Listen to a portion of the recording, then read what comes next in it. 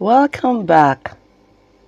Yes, today is another episode of Family Lounge with Adunola.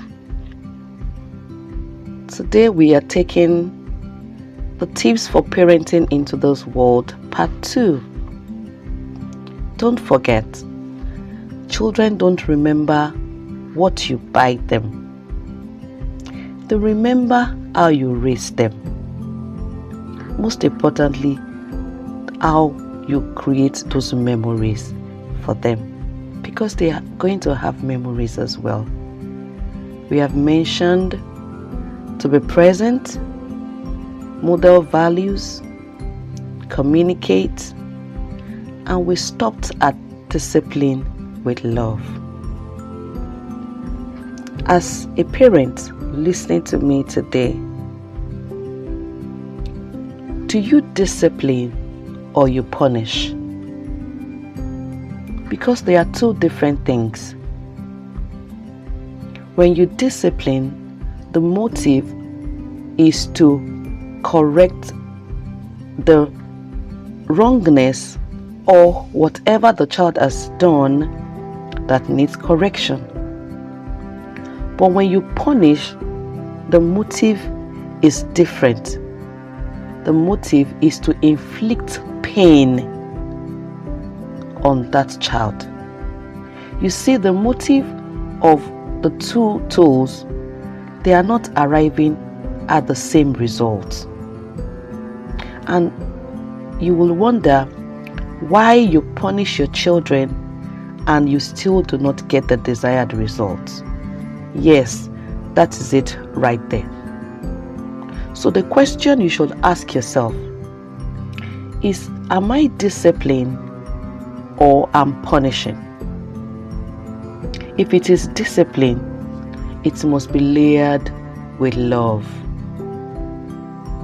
Speak to your children before you discipline them. Let there be guidelines as to, if you do this, if you engage in this, there are consequences. They already know beforehand.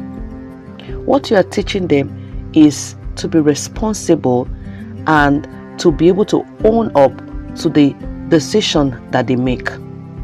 So for example, if there are clear directions, clear statutory description of rules breaking and their consequences, if a child decides to pick the consequence, it means that the child has chosen that path and the consequence will come thereafter. That is not punishment. That is the consequence of your decision. Because whether we like it or not, as they grow in the world, they are going to find situations that would discipline them as a result of the decision that they make. So I encourage you today, discipline your children with love and not punish them. The fifth one is to celebrate every child's uniqueness. Yes, all human beings have unique, inherent gifts, skill or talent. Something that they do very well that other people struggle with. You might even be struggling with what your child does well. Do not minimize that. Celebrate your child's uniqueness. It gives them a edge.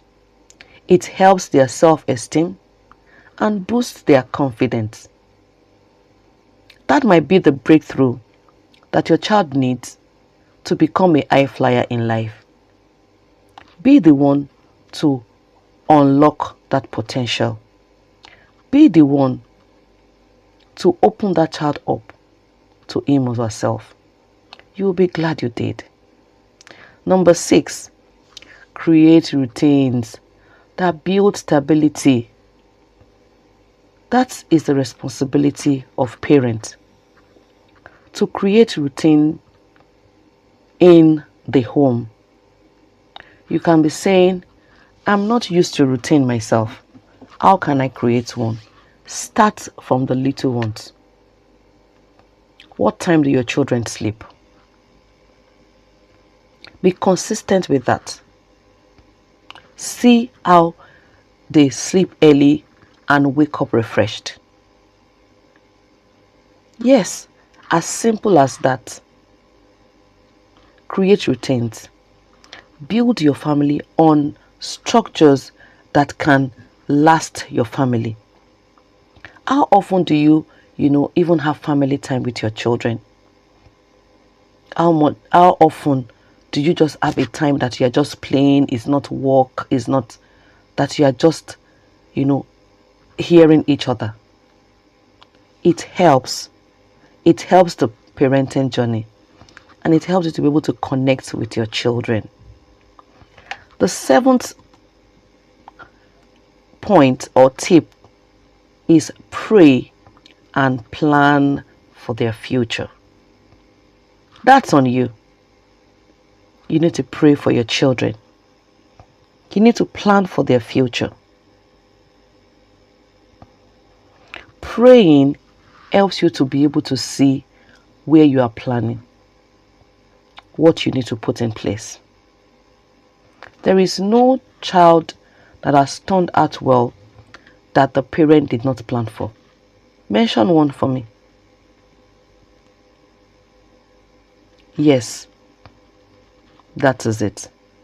So the key point here is parenting is less about control, but much more about influence. Do not give the influence of your children to another person. Be present so that you can be the one to influence your children.